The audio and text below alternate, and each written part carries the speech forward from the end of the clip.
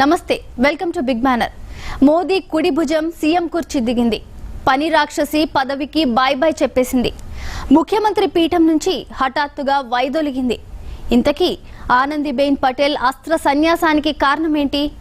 వయసు రీత్యా దిగిపోయానని చెప్తున్నా ఆమె పదవి వీడడం వెనుక ఎన్నో కారణాలు. ఇంతకీ ఆనంది దిగిపోయారా లేక దింపేశారా? ఏజా కవరేజా? ఇదే వాటి బిగ్ బ్యానర్.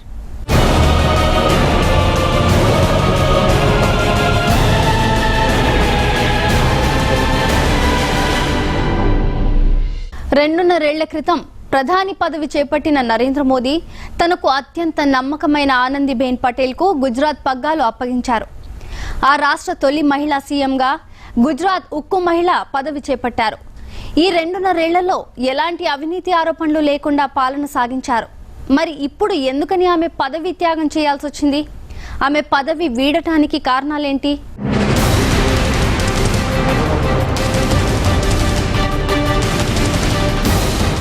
మోడీ వారసురాలు తప్పుకున్నారు. రెండున్నరేళ్లకే అస్త్ర సన్యాసం చేశారు. గుజరాత్ సీఎం పీఠానికి గుడ్ బై చెప్పారు.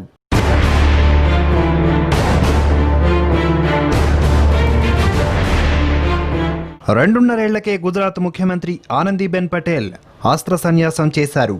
తనకు మరో 2 నెలల్లో 75 ఏళ్లు నిండుతున్నాయని, వృద్ధులు పక్కకు తప్పుకొని యువకులకు దారివ్వాలనే సత్సంప్రదాయాన్ని గౌరవిస్తూ తాను ఈ నిర్ణయం తీసుకున్నట్లు ప్రకటించారు.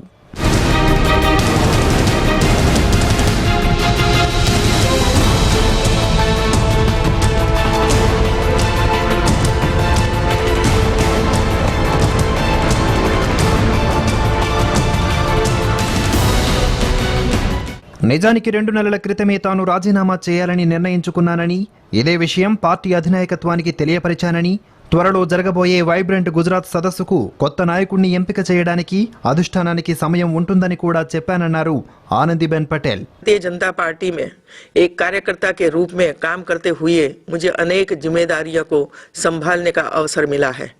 संगठन तथा सरकार में पार्टी ने मुझे अति महत्वपूर्ण जिम्मेदारी दी. इसे मैं अपना सौभाग्य मानती हूँ.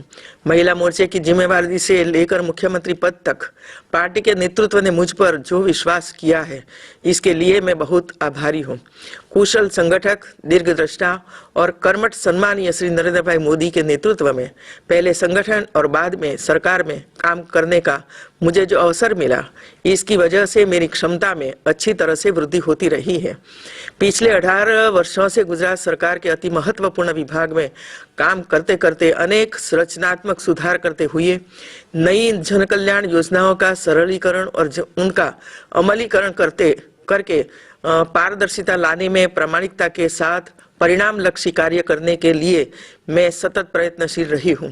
मैं नरेंद्र भाई और वरिष्ठ नेतृत्व ने गुजरात राज्य की प्रथम महिला मुख्यमंत्री की जिम्मेदारी मई 2014 में मुझे सौंपी.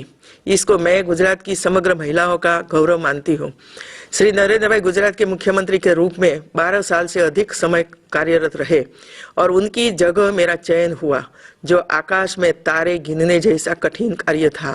लेकिन मुझे इस बात का गर्व है कि उन्होंने गुजरात के विकास कार्यों को जो एक दिशा दी थी, उसको तेज गति से आगे बढ़ाने में मैं पीछे नहीं रही हूँ.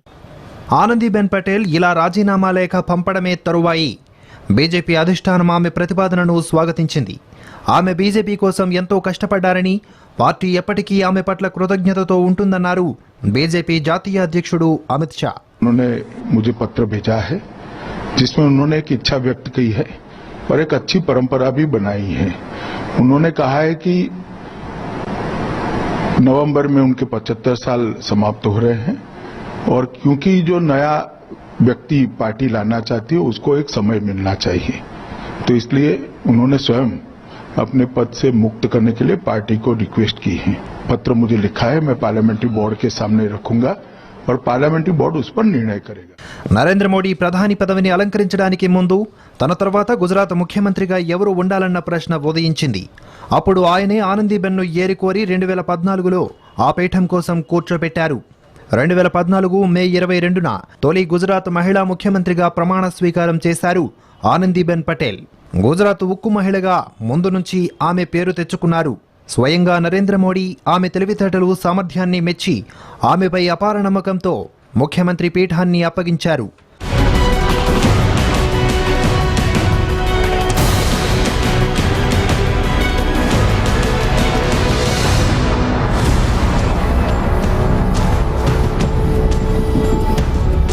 మొదట్నుంచి ఆమెది కష్టపడే తత్వం. ఒక పని కోసం ఎదుటివారిని పట్టుబట్టి పని రాక్షసిలా పనిచేయించుకోవడమే ఆమెకు తెలిసిన విద్య. గుజరాత్ ప్రభుత్వంలో 5 మంత్రిత్వ శాఖలను నిర్వహించిన ఆనంది ఉపాధ్యాయురాలిగా, విద్యావేత్తగా, సామాజిక కార్యకర్తగా విభిన్న పాత్రలు పోషించారు.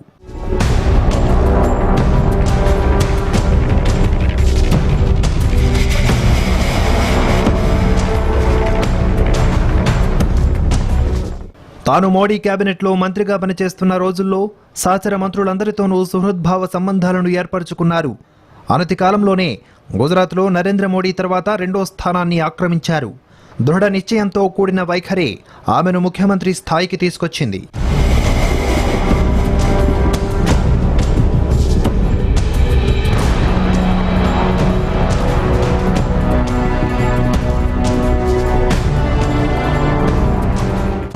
ఆమె దృష్టి ఎప్పుడూ సత్ఫలితాలను సాధించడంపైనే ఉంటుంది.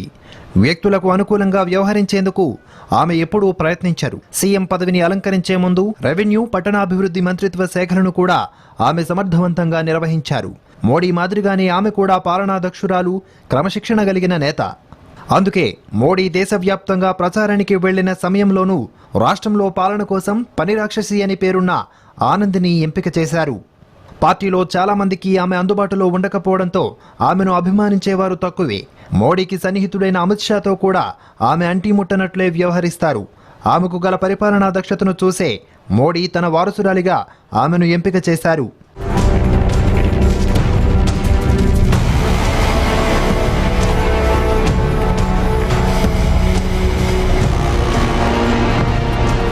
నిజానికి నాడు సీఎం రేసులో ఆనందీబెన్ పటేల్తో పాటు ప్రస్తుత పార్టీ జాతీయ అధ్యక్షుడు అమిత్ షా, సీనియర్ మంత్రులు నితిన్ పటేల్, సౌరభ్ పటేల్, సీనియర్ బీజేపీ నేత బిక్కుభాయ్ దల్సానియా తీవ్ర ప్రయత్నాలు చేశారు. అయినా పార్టీ ఆనందీ వైపే మొగ్గు చూపింది. ఫలితంగా ఆమె గుజరాత్లో తొలి మహిళా ముఖ్యమంత్రిగా పగ్గాలు చేపట్టి రికార్డు సృష్టించారు. మరి అలాంటి నిబద్ధత గల నాయకురాలు ఇప్పుడు ఎందుకు హఠాత్తుగా పదవిని వదులుకున్నారు? ఇంకో ఏడాదిన్నరలోపే గుజరాత్ అసెంబ్లీ ఎన్నికలు జరగబోతున్న వేళ ఆనందీబెన్ పటేల్ ఎందుకు రాజీనామా చేశారు? ఇదే ఇప్పుడు సర్వత్రా ఆసక్తి రేపుతున్న అంశం.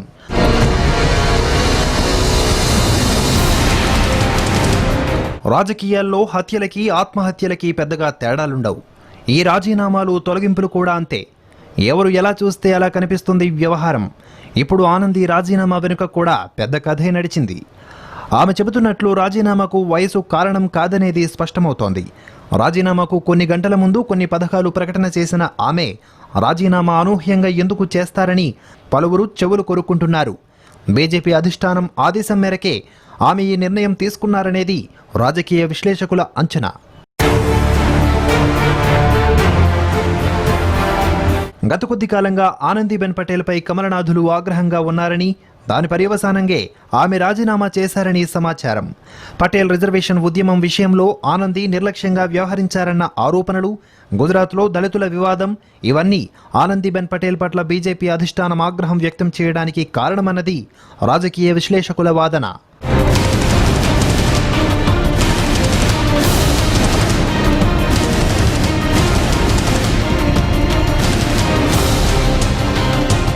మరోవైపు ఆనందీ రాజీనామాను తమకు అనుకూలంగా మలుచుకునే పనిలో పడ్డాయి ప్రతిపక్షాలు. కమలనాథులపై విమర్శలు మొదలుపెట్టాయి. ఆమ్ ఆద్మీ పార్టీ గుజరాత్లో బలపడుతోందని, రానున్న ఎన్నికల్లో ఆమ్ ఆద్మీ పార్టీదే విజయమని గ్రహించి ఆనందీ ముందే జాగ్రత్త పడ్డారంటూ ఆ పార్టీ అధినేత, ఢిల్లీ ముఖ్యమంత్రి అరవింద్ కేజ్రీవాల్ సంచలన వ్యాఖ్యలు చేశారు. మరోవైపు ప్రస్తుత గుజరాత్ పరిస్థితికి నాటి నరేంద్ర మోడీ పాలనే కారణమని, 2 ఏళ్ల ఆనందీబెన్ పటేల్ పాలన కాదని కాంగ్రెస్ పార్టీ ఉపాధ్యక్షుడు రాహుల్ గాంధీ అన్నారు.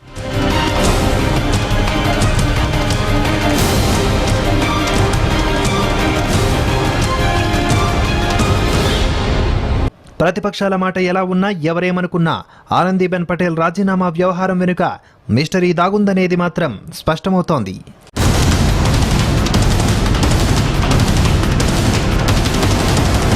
కట్టప్ప ఎందుకు చంపేశాడు? బాహుబలి బిగినింగ్ లో ఉదయించిన ఈ ప్రశ్న బాహుబలి కంక్లూజన్ వరకు సస్పెన్సే.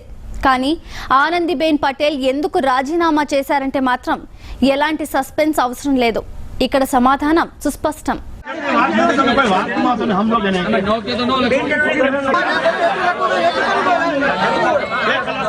ఉద్యమాలతో ఊగిపోతున్న గుజరాత్, రోడ్డెక్కిన దళితులు, పటేళ్లు.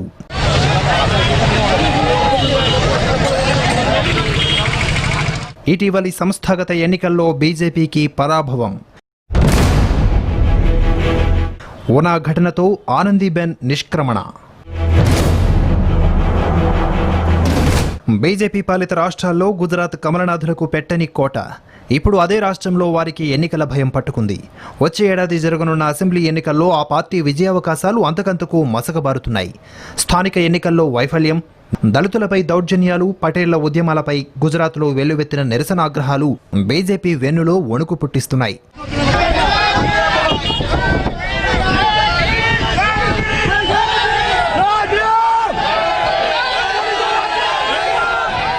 ఆనందీబెన్ పటేల్ను స్వయంగా ఎంపిక చేసిన నరేంద్ర మోడీకి ఈ 2 ఏళ్ల కాలంలో రాష్ట్రంలో పార్టీ ఎంతగా దెబ్బతిన్నదో మిగతా వారికంటే బాగా తెలుసు. తనను ముఖ్యమంత్రి పదవి నుంచి తప్పించమని 2 నెలల క్రితమే కోరినట్లుగా ఆనందీ చెబుతున్నప్పటికీ ఓనా ఉసురే ఆమె నిష్క్రమణను వేగవంతం చేసిందన్నది వాస్తవం.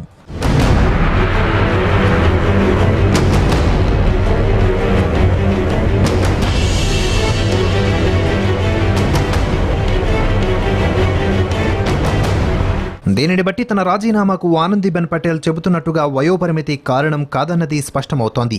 ప్రస్తుతం 2 విప్లవాలతో ఊగిపోతున్న మోడీ పీఠభూమిని కాపాడుకోవాలంటే ఆమెను తప్పించడం మినహా మరో మార్గం లేదని బీజేపీ అధినాయకత్వం భావించింది. అందుకే ఆమెను పదవి నుండి తప్పించింది. ఓనా ఘటనకు నిరసనగా ఆదివారం నాడు అహ్మదాబాద్లో వేల సంఖ్యలో భారీ ప్రదర్శన చేశారు. ఇది జరిగిన 24 గంటల్లోపుగానే ఆనందీబెన్ రాజీనామా నిర్ణయం తీసుకున్నారు. అలాగే అంతకుముందు పటేళ్లు కోటా కోసం చేసిన ఆందోళనను కూడా ఆమె అదుపు చేయలేకపోయారు. ఈ 2 కారణాలు ఆమె పదవిని బలిగొన్నాయి. గుజరాత్లో ఏడాది క్రితం పటేళ్లు ఉద్యమ బాట పట్టగా తాజాగా వారికి దళితులు జతకలిశారు. వేలాది దళితులు రోడ్లపైకి వచ్చారు. తమపై జరుగుతున్న దాడులను అడ్డుకోవాలని ప్రభుత్వాన్ని డిమాండ్ చేశారు. వచ్చే ఏడాది అసెంబ్లీ ఎన్నికలు జరగనున్న రాష్ట్రంలో ఇలాంటి పరిస్థితి బీజేపీ పెద్దలకు ఆందోళన కలిగిస్తోంది.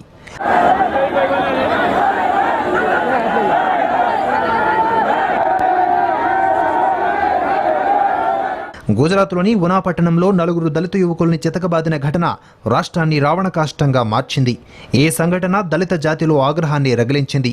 ఈ తరహా భయానకమైన వాతావరణాన్ని నిరసిస్తూ 16 మంది ఆత్మహత్యా యత్నం చేశారు. దాడులు ఆగనంత వరకు చనిపోయిన పశువులను కూడా తాకేది లేదని గుజరాత్ చర్మకారులు హెచ్చరించారు.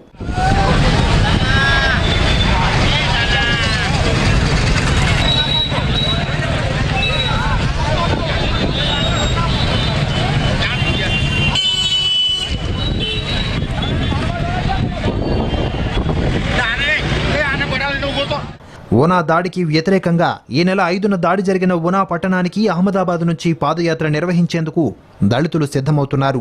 దళితులపై దాడి చేసిన వారిని prevention of anti social activity act కింద అరెస్టు చేసే వరకు ఆందోళనలు కొనసాగించాలని దళిత నేతలు నిర్ణయించారు. 3 వారాలుగా అట్టుడికిపోతున్న గుజరాత్లో పరిస్థితులు చల్లారే సూచనలు సమీపంలో లేవు. ఆదివారం నాడు 30 దళిత సంఘాలు నిర్వహించిన ర్యాలీలో మరోసారి తమ మార్గానికి కట్టుబడుతూ దళిత నాయకులు మరికొన్ని డిమాండ్లు ముందుకు తెచ్చారు. ఉద్యమాన్ని మరింత విస్తరించాలని సంకల్పించారు. ఈ ర్యాలీలో ముస్లిం సంస్థలు కూడా పాల్గొనడం, మతం, కులం పేరిట ఒకటైన నాయకులంతా వచ్చే ఎన్నికల్లో సత్తా చూపిస్తామంటూ ప్రతిజ్ఞ చేశాయి.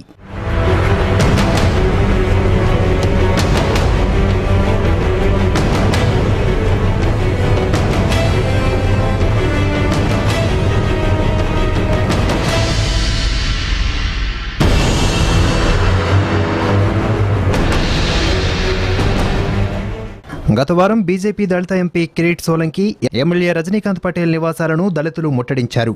రాష్ట్రంలోని 13 ఎస్సీ నియోజకవర్గాల్లో 10 స్థానాల్లో బీజేపీ ఎమ్మెల్యేలే ప్రాతినిధ్యం వహిస్తున్నారు. అయితే వీరెవరూ ప్రభుత్వాన్ని దళితుల ఆగ్రహం నుంచి కాపాడే పరిస్థితి లేదు. దళితుల ఆందోళనకు అధిక శాతం ముస్లింలు మద్దతిస్తున్నారు. మరోవైపు ఇలాగే దాడులు కొనసాగితే 2017 ఎన్నికల్లో బీజేపీకి గట్టి గుణపాఠం చెబుతామంటున్నారు. దాడుల అంశంతో పాటు పలు డిమాండ్లను దళిత నేతలు సర్కారు ముందు ఉంచుతున్నారు. పారిశుద్ధ్య కార్మికులను పర్మినెంట్ చేయాలని, 6th పే కమిషన్ సిఫారసుల మేరకు జీతాలు ఇవ్వాలని కోరుతున్నారు.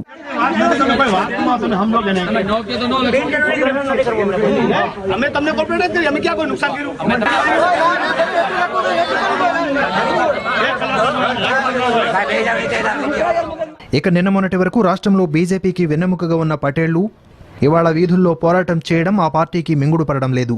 ఇటీవల కాలంలో గుజరాత్లో నిరుద్యోగం తీవ్ర రూపం దాల్చింది. ప్రైవేట్ రంగంలో ఉపాధి అవకాశాలు కుంచుకుపోవడం, ఒకవేళ ఉపాధి దొరికినా తక్కువ వేతనాలు చెల్లిస్తుండటంతో పటేళ్లలో ఒక రకమైన అలజడి మొదలైంది.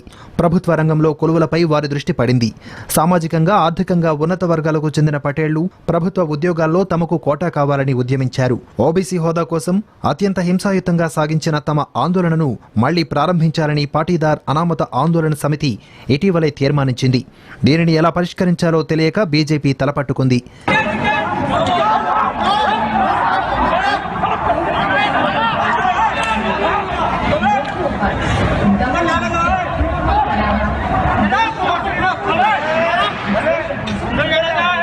ఏడాది కాలంగా సాగుతున్న పటేల ఉద్యమ ప్రభావం గత ఏడాది ఆఖరులో జరిగిన స్థానిక సంస్థల ఎన్నికల్లో బీజేపీకి స్పష్టంగా తెలిసొచ్చింది. గ్రామీణ ప్రాంతాల్లో అత్యధిక స్థానాలను బీజేపీ కోల్పోయి కాంగ్రెస్ హస్తగతం చేసుకుంది. 31 జిల్లా పంచాయతీలకు గాను కేవలం 8 సొంతం చేసుకుంది. కాంగ్రెస్ పార్టీ 130 పంచాయతీలను గెలుచుకోగా బీజేపీ 73 స్థానాలను అతి కష్టం మీద నిలుపుకోగలిగింది. మోడీ ప్రధాని అయిన కొత్తలో గుజరాత్ మోడల్ గురించి గొప్పగా ప్రచారం చేశారు. అలాంటిది 9 మాసాలుగా ఆ ఊసే ఎత్తకపోవడం గమనార్హం. మరోవైపు ఆనందీబెన్ పటేల్ పదవి కోల్పోవడానికి అంతర్గత విభేదాలు కారణమంటున్నారు. బీజేపీ జాతీయ అధ్యక్షుడు అమిత్ షాపై గుజరాత్ ముఖ్యమంత్రి ఆనందీబెన్ సన్నిహిత మద్దతుదారులు తీవ్ర ఆరోపణలు చేశారు. ఆమె వయోభారంతో రాజీనామా చేయలేదని, దాని వెనుక అమిత్ షా ఉన్నారని అన్నారు. వాస్తవానికి ఆమెకు పాలనా స్వేచ్ఛను ఇస్తే వచ్చే నవంబర్లో ఆమె 75వ వసంతంలోకి అడుగుపెట్టాక స్వచ్ఛందంగా తాను సీఎం బాధ్యతల నుంచి తప్పుకునేవారని, కానీ ఆమెతో రాజీనామా చేసే పరిస్థితులు సృష్టించి ఆ పని చేయించారని వారు అంటున్నారు. వాస్తవానికి ప్రధాని మోదీ సీఎంగా ఆనందీబెన్కు బాధ్యతలు అప్పగించినప్పటికీ కమాండింగ్ మాత్రం అమిత్ షా చేతిలో ఉందట. రాష్ట్ర పాలనా యంత్రాంగంలోని సీనియర్ అధికారులు సైతం అమిత్ షానే ముఖ్యమైన విషయాలకు సంబంధించి కలుస్తున్నారట. దీనిపై ఆనందీబెన్ అసంతృప్తితో ఉన్నారని సమాచారం. ఈ పరిణామాల నేపథ్యంలోనే ఆమె రాజీనామా చేసినట్లు ఆనందీ సన్నిహిత వర్గాలు చెబుతున్నాయి. గుజరాత్ ముఖ్యమంత్రి ఆనందీబెన్ పటేల్ రాజీనామా చేయడంతో కొత్త సీఎం ఎవరనే అంశం తెరపైకొచ్చింది. సీఎం పీఠం కోసం ఏకంగా 6 పోటీ పడుతున్నారు. మరి వీరిలో కుర్చీ ఎవరికి దక్కుతుంది? ఏడాదిన్నరలో అసెంబ్లీ ఎన్నికలు ఉండటం, గుజరాత్లో ఉద్యమాలు చెలరేగుతుండటంతో సీఎం ఎంపికపై కమలనాథులు ఆచితూచి అడుగులు వేస్తున్నారు.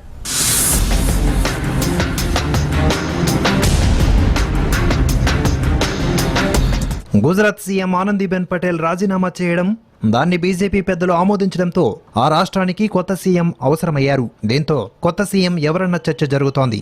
వచ్చే ఏడాది గుజరాత్ అసెంబ్లీకి ఎన్నికలు జరగనున్న నేపథ్యంలో రాష్ట్రంలో మరోసారి విజయఢంకా మోగించాలంటే బలమైన నాయకుడికి సీఎంగా బాధ్యతలు అప్పగించాలని బీజేపీ భావిస్తోంది. అయితే పార్టీ పార్లమెంటరీ సమావేశం తర్వాత సీఎం ఎవరన్నది నిర్ణయించారన్నారు కమలనాథులు. ముఖ్యంగా సీఎం రేసులో 2 పేర్లు ప్రధానంగా వినిపిస్తున్నప్పటికీ ఆ పదవి కోసం మరో 4 పోటీ పడుతున్నారు. ఆనందీబెన్ కేబినెట్ లో వైద్య, ఆరోగ్య, R&B మంత్రిగా ఉన్న నితిన్ భాయ్ పటేల్ పేరు ప్రముఖంగా వినిపిస్తోంది. మరో మంత్రి సౌరభ్ పటేల్ కూడా రేసులో ఉన్నారు. వీరితో పాటు ఆ రాష్ట్ర బీజేపీ అధ్యక్షుడు మంత్రి విజయ్ రూపానీ, మరో మంత్రి పర్షోత్తం రూపాల పేర్లు కూడా వినిపిస్తున్నాయి. ఇక రాజ్యసభ సభ్యుడు ఓపీ మాథుర్, పార్టీ సీనియర్ నేత సంజయ్ జోషి కూడా రేసులో ఉన్నారు.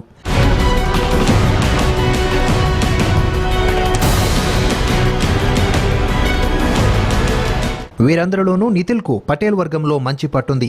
ఇటీవల పటేల్ ఉద్యమ సమయంలో చర్చలు జరిపింది ఈయనే. 4 సార్లు ఎమ్మెల్యేగా గెలిచిన అనుభవం ఈయన సొంతం. పటేల్ వర్గంలో ప్రముఖ నేత కూడా ఈయనే. దీనికి తోడు ఆర్ఎస్ఎస్ నేపథ్యం కూడా ఉంది. పటేల్ వర్గానికి చెందినవారు కావడం ఆయనకు బాగా కలిసి వచ్చే అవకాశం. అంతేకాకుండా ఆయన మోడీ, అమిత్ షాలకు బాగా సన్నిహితుడు. అయితే కొన్ని కులాల వారకు ఈయనంటే గిట్టదు. మరో మంత్రి సౌరవ్ పటేల్ కూడా రేసులో ముందున్నారు. ఈయన రిలయన్స్ కుటుంబానికి అల్లుడు.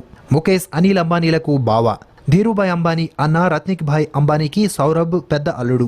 ముఖేష్ అనిల్లతో ఈయనకు మంచి సంబంధాలున్నాయి. ఈ నేపథ్యంలో వారి అండతో సౌరభ్ గుజరాత్ ముఖ్యమంత్రి అవుతారని అందరూ అనుకుంటున్నారు. ఈయన వద్ద ప్రస్తుతం 2 ముఖ్యమైన శాఖలు ఉన్నాయి. ఒకటి ఆర్థిక శాఖ, మరొకటి శక్తి వనరులు. రాష్ట్రంలోని విద్యుత్ రంగం పునర్నిర్మాణంలో ఈయన పాత్రే కీలకమనే పేరు ఉంది. మంచి పాలనా దక్షత కలిగిన వాడనే ముద్ర కూడా ఉండడంతో పాటు ప్రధాని మోడీకి సన్నిహితుడు కావడం ఈయనకు ప్లస్ పాయింట్.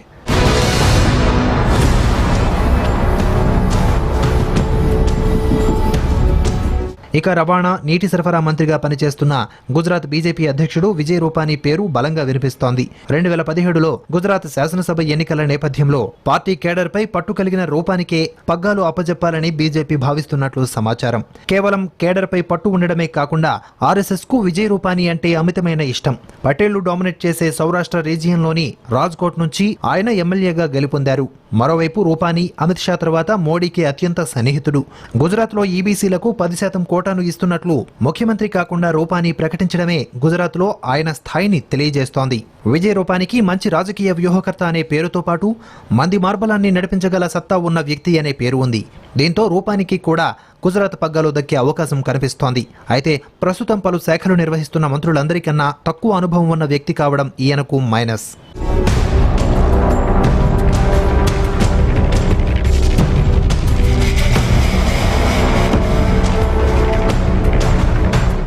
మరోవైపు వ్యవసాయ, రైతు సంక్షేమ శాఖ మంత్రి పరశోత్తం రూపాలా కూడా తన ప్రయత్నాలను తాను చేసుకుపోతున్నారు. ఇటీవలే ఆయన ప్రధానిని కలిసినట్లు సమాచారం. దీంతో ఆయన కూడా సీఎం రేసులో ఉన్నట్లు వాదనలు వినిపిస్తున్నాయి. కద్వా కులానికి చెందిన రూపాలను పార్టీ ఉనా ఘటనలో దళితులను పరామర్శించేందుకు పంపింది. కానీ రూపాలను రాజ్యసభకు పంపేందుకు పార్టీ మొగ్గు చూపుతున్న నేపథ్యంలో ఆయనకు సీఎం పదవి దూరమయ్యే అవకాశాలు కనిపిస్తున్నాయి. ఇక సీఎం పదవికి పోటీ పడుతున్న మరో నేత భూపేంద్ర సింగ్ చూడాసమా. ప్రస్తుతం సీఎం స్థానానికి పోటీ పడుతున్న వారిలో ఈయనే వయసులో పెద్ద. బీజేపీలో రాజపుత్ర కులానికి చెందిన నేతల్లో అగ్రగణ్యుడు. దళితుల విషయంలో కమిట్మెంట్ ఉన్న వ్యక్తి. ఇతడికి ఆర్ఎస్ఎస్ కూడా అనుకూలంగా ఉంటుంది. అయితే అతి తక్కువ ప్రొఫైల్ మాత్రమే ఉన్న ఈయన పార్టీని నడిపించలేరనే ఆరోపణలు ఉన్నాయి. ఇక రాజ్యసభ సభ్యుడు ఓపీ మాథుర్, పార్టీ సీనియర్ నేత సంజయ్ జోషి కూడా రేసులో ఉన్నారు. మరి వీరందరిలో గుజరాత్ సీఎం పదవి ఎవరిని వరిస్తుందో చూడాలి.